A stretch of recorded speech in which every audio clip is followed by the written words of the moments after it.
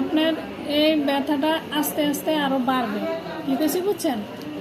এটা হলো যে আপনার বাচ্চাটা প্রথম বাচ্চা তো নাকি, এটা নর্মাল ডেলিভারির একটা পূর্ব প্রস্তুতি।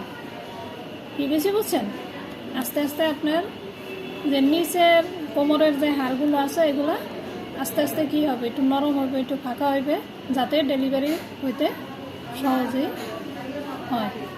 ঠিক আছে, এটা নিয়ে ভয় পাওয়ার কিছু নেই।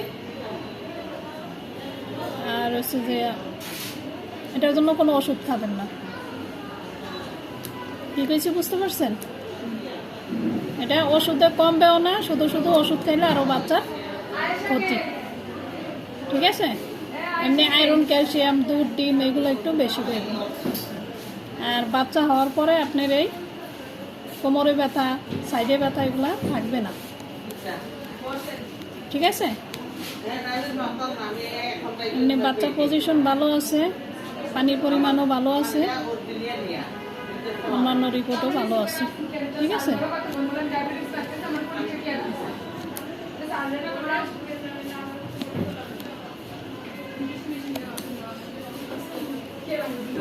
এটা হচ্ছে আপনার বাচ্চার হার্টবিট।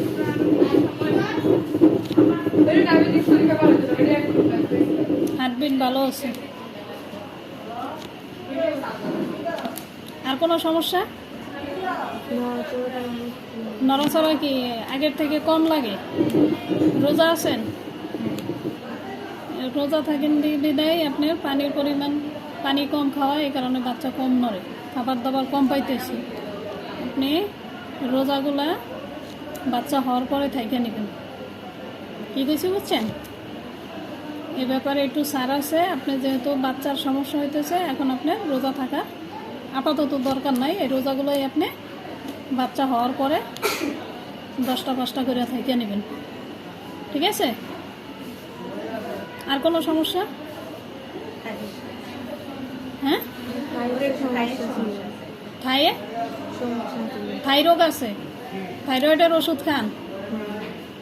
কত পাওয়ার, কত খান? 100 পাওয়ারের। এখন ইদানিং দেখছেন নি কত কি আছে পয়েন্ট? তখন রক্ত পরীক্ষা করাই দেখছেন 2 পয়েন্ট আছিল নাকি? আগে থেকেই আপনার থাইরয়েড, মানে থাইরয়েডের সমস্যা আছে, বাচ্চা পেটে আসার আগে থেকেই আছে।